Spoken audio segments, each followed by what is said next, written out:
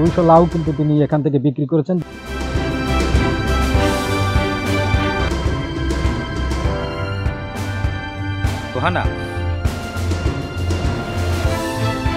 দেখলাম যে আপনি এত সুন্দর করে বাড়িটা যে সাজিয়েছেন। বসতবাড়িতে সবজি ও ফলদ গাছ লাগিয়ে সফলতা পেয়েছেন 39 বছর বয়সী লাইলি বেগম। বাড়ির আঙিনাসহ পুরো বাড়িটি যেন লাইলি বেগমের একটি খামার বাড়ি। কি নেই তার ওই বাড়িতে? সামনে পুকুর, পেছনে পুকুর সহ রয়েছে পেঁপে বাগান, পেয়ারা বাগান ও ঘরের সামনের আঙিনায় নিজ হাতে লাগানো বিভিন্ন প্রকারের সবজির ক্ষেত। লাইলি বেগমের সবজি ও ফলদ গাছে সাজানো ওই বাড়িটি দেখলে যে কারোরই নজর কাড়বে। আমি এর জায়গায় কলমি শাক চাষ করছি, লাল শাক চাষ করছি, ঘিকেনসন চাষ করছি, পালং শাক চাষ করছি, পুঁই শাক চাষ করছি, বিটকপি চাষ করছি, মরিচ চাষ করছি, লাউ গাছ চাষ করছি, তারপরে মরমা চাষ করছি, গাজর চাষ করছি। পুকুর ভরা মাছ, গোয়াল ভরা গরু, নিজ হাতে লাগানো সবজি ও বাহারি ফলদ গাছ যেন লাইলি বেগমের আয়ের পথ কয়েক গুণ বাড়িয়ে দিয়েছে। পেয়ারা গাছ লাগাইছেন কবে? এবছর না গত বছর? গত বছর লাগাইছেন। পেয়ারা কি হয়? হ্যাঁ, পেয়ারা খুব সুন্দর পেয়ারা। বাগেরহাটের শরণখোলা উপজেলার রতিয়া রাজাপুর গ্রামের স্বামীহারা লাইলি বেগমের সফলতার কাছে হার মেনেছে পুরুষরাও। 2018 সালে ব্রেন টিউমারে আক্রান্ত হয়ে মারা যান লাইলি বেগমের স্বামী কামাল সেপাই। মৃত্যুর আগে স্বামীর চিকিৎসার জন্য ব্যয় করতে হয়েছিল বড় একটি অঙ্ক, তবুও বাঁচাতে পারেননি স্বামীকে। স্বামীর মৃত্যুর পর এক ছেলে ও এক মেয়েকে নিয়ে লাইলি বেগমের খুব কষ্টে দিন কাটে, তবুও ভেঙে না পড়ে সংসারের হাল ধরেন লাইলি বেগম। আপনার হাজবেন্ড কি করে? আমার হাজবেন্ড নাই, মারা গেছে 8 বছর। এই বাড়ি কি আপনার স্বামীর না আপনার নিজের? আমার নিজের, আমার হাজবেন্ডের, দুজনেরই। হ্যাঁ। মানে আপনিই দেখাশোনা করেন? আপনার ছেলে মেয়ে কজন?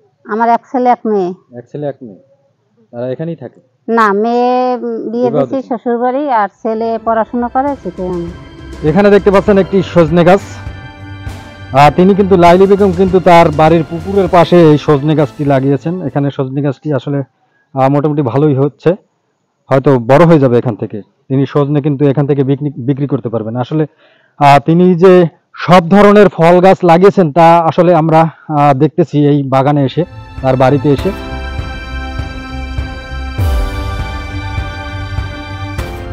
লাইলি বেগম রতিয়া রাজাপুর গ্রামের কৃষানী।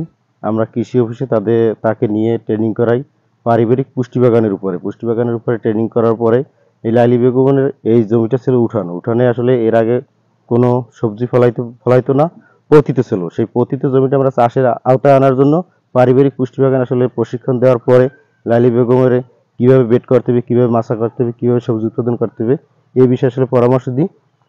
পরামর্শ মোতাবেক লাইলি বেগম কাজ করে এবং সে নিজে আসলে স্বাবলম্বী, নিজেই এই ক্ষেতের সব কাজ নিজেই করে। এই ক্ষেতের কাজ দেখা দেখি আশেপাশের যে মহিলা আছে, যুবক আছে, সবাই এই কাজ করার জন্য আসলে উদ্বুদ্ধ হয়েছে। পাশাপাশি আরো 2-3টে বাড়িতেই আসলে এই কাজ করার জন্য আসলে সবাই জমি রেডি করতেছে, আমরাও পরামর্শ দিতেছি, পরামর্শ মোতাবেক সবাই কাজ করতেছে। পাশাপাশি আরো অনেক চাষি আসলে উদ্বুদ্ধ হবে এই আশাবাদ আমি ব্যক্ত করি। ছেলেকে এবং মেয়েকে লেখাপড়ার পাশাপাশি প্রতিষ্ঠিত হওয়ার স্বপ্ন দেখেন অল্প বয়সে স্বামীহারা এই নারী। তবে কঠোর পরিশ্রম ও সঠিক সিদ্ধান্ত লাইলি বেগমকে ঘুরে দাঁড়াতে আর বেশি সময় লাগেনি। নিজ বাড়িকে উপার্জনের একমাত্র মাধ্যম হিসেবে বেছে নিয়ে 8 বছরেই লাইলি বেগম সফলতার মুখ দেখেন। দিনরাত কঠোর পরিশ্রম করে বাড়িতে পেঁপে বাগান, পেয়ারা বাগান, পুকুরে মাছ চাষ আর ঘরের সামনের আঙিনায় সবজি চাষ করে বেশ ভালোই আছেন এই নারী। একটু দেখেন সুইজার গাছটাই এই। হ্যাঁ। কয়টা আছে এরকম গাছ আপনার? আমি 30টা লাগাইছিলাম, আছে 11টা আছে। 11টার মতো আছে। আর আমি আবার এই দিয়া কাটতে আর কি করছি, চারা করছি 19টা। এই যে দাগ আছে। হ্যাঁ। বেশি ভালো আছি কৃষি অফিসের সাহায্য অনুযায়ী, মানে তাদের সাজেশন অনুযায়ী আমি কাজ করতে আছি। আমার খুবই ভালো লাগতে আছে আর আমার উন্নতি হইতে আছে। হ্যাঁ, অবশ্যই আমরা কৃষি কর্মকর্তার সাথে কথা বলবো। তার যে এই লাইলি বেগমের পিছনে তাদের যে সহযোগিতা সে সম্পর্কেও আমরা জানবো। তো চলুন। লাইলি বেগম সম্পর্কে যদি বলতে হয়, আমি তাকে খুব শ্রদ্ধা করি। উনি একজন বয়স্ক মহিলা। উনি ওনার হাজবেন্ড মারা গেছেন, উনি ছেলে সন্তান নিয়ে খুব কষ্টে জীবনযাপন করতেন, কিন্তু ওনার কৃষির প্রতি একটি ব্যাপক আগ্রহ ছিল। উনি চেষ্টা করতেন, তার সাথে সাথে আমরা সহযোগিতা করেছি, বিশেষ করে পারিবারিক পুষ্টি বাগান দিয়ে আমরা তাকে সহযোগিতা করেছি। এবং যদি দেখেন যে এই এলাকায় তার মতো এত সুন্দর পারিবারিক পুষ্টি বাগান আর কেউ স্থাপন করতে পারেনি, একটি রোল মডেল হিসেবে তিনি তৈরি করেছেন তার বাড়িটাকে। তার বাড়িটাকে এখন রীতিমতো একটি খামার বাড়ি বললেই চলে, যেখানে সকল প্রকার ফসল তিনি উৎপাদন করছেন, মাছ থেকে শুরু করে। তা শুধু তাই নয়, তার ফলের বাগানও রয়েছে, 400 গাছের ফলের বাগান রয়েছে। তাই এই মহিলাকে আমি একজন বড় উদ্যোক্তা হিসেবে দেখছি, এবং আমি আশাবাদ করছি যে ওনার মতো কৃষানীরা যদি এই কৃষি বিভাগের হাল ধরে, তাহলে শরণখোলা পিছিয়ে থাকবে না। আস্তে আস্তে পারিবারিক সবজি পুষ্টি বাগান স্থাপন সহ সকল প্রকার কৃষিতে, বিশেষ করে যেটা উঠান কৃষি আমরা বলি, যেখানে আমরা ভারী রকমের সবজি এবং ফলের বাগান করে থাকি, সেই কৃষিতে উনি শরণখোলাকে বহুদূর এগিয়ে নিয়ে যাবেন এবং কৃষি বিভাগের মান সম্মান এবং কৃষি বিভাগের মাথাকে আরো সুউচ্চ জায়গায় নিয়ে যাবেন বলে আমি আশাবাদ ব্যক্ত করছি। উপজেলা কৃষি অফিসের সহযোগিতায় লাইলি বেগম তার বাড়ির আঙিনায় কয়েকটি শেড করে সেখানে লাল শাক, পালং শাক, শালগম, কলমি শাক, বেগুন সহ হরেক রকমের সবজির চাষ করেন, যার ফলন খুবই ভালো এবং লাভজনক হয়েছে।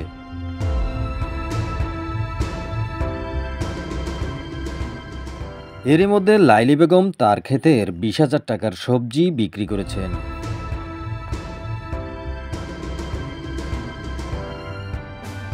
এছাড়া লাইলি বেগমের বাড়িতে চুইঝাল, সজনে গাছ সহ রয়েছে বাহারি সব ফলদ গাছ। এসব গাছের ফল বিক্রি করে বড় একটি অঙ্ক জমা করেন লাইলি বেগম। তবে বাড়িকে এমন একটি পর্যায়ে নিতে যেমন রয়েছে কৃষি অফিসের সহযোগিতা, তেমনই রয়েছে লাইলি বেগমের কঠোর পরিশ্রম। লাইলি বেগমের এমন সফলতা দেখে আশপাশের অনেকেই উদ্বুদ্ধ হচ্ছেন এই কাজে। প্রতিবেশী নিগার সুলতানা মিনারা বেগম লাইলি বেগমকে দেখে ইতিমধ্যেই শুরু করেছেন কৃষিকাজ।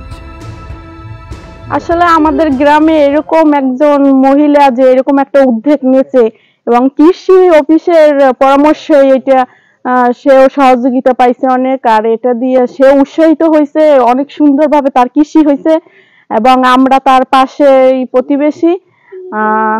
আশা করি ভবিষ্যতে আমরাও এরকম উদ্যোগ নেব। আর তার সে যে মহিলা মানুষ একা একাই এত বড় একটা কৃষির ফলন ফলাইছে দেখে আমরা সবাই গ্রামবাসী একটা আনন্দিত। এই লাইলি এফার কৃষি দেখে কৃষি দিছি, কৃষি অফিস থেকে আমি সব শিখছি, শিখে টিকে আমি করছি। মতো আপনি পারছেন? হ্যাঁ, ওই রকমই হয়েছে। 23 কাঠা জমি নিয়ে করা বাড়িটি থেকে বছরে প্রায় 3 লাখ টাকা আয় করেন লাইলি বেগম, যা দিয়ে তিনি সংসার এবং ডিপোজিট দুটোই করেন।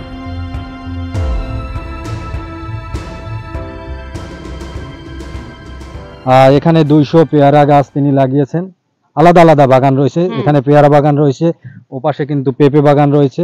এরকমের কিন্তু লাইলি বেগম আসলে ভালো একটা উদ্যোগ নিয়েছেন। তিনি তার বাড়িতে বিভিন্ন ধরনের ফলের গাছ লাগিয়ে সেই ফল বিক্রি করে কিন্তু তিনি ভালো এক স্বাবলম্বী, বর্তমানে আসলে স্বাবলম্বী। আপনি? হ্যাঁ, আমি স্বাবলম্বী, আমি বিক্রিও করতে পারি। লাইলি বেগমের মতো আসলে এরকমের যদি আপনারা কৃষি অফিসের সহযোগিতা নিয়ে, কৃষি অফিসের পরামর্শ নিয়ে এরকম পেয়ারা বাগান, সবজি ক্ষেত করতে পারেন, আপনারাও কিন্তু লাইলি বেগমের মতো স্বাবলম্বী হতে পারবেন।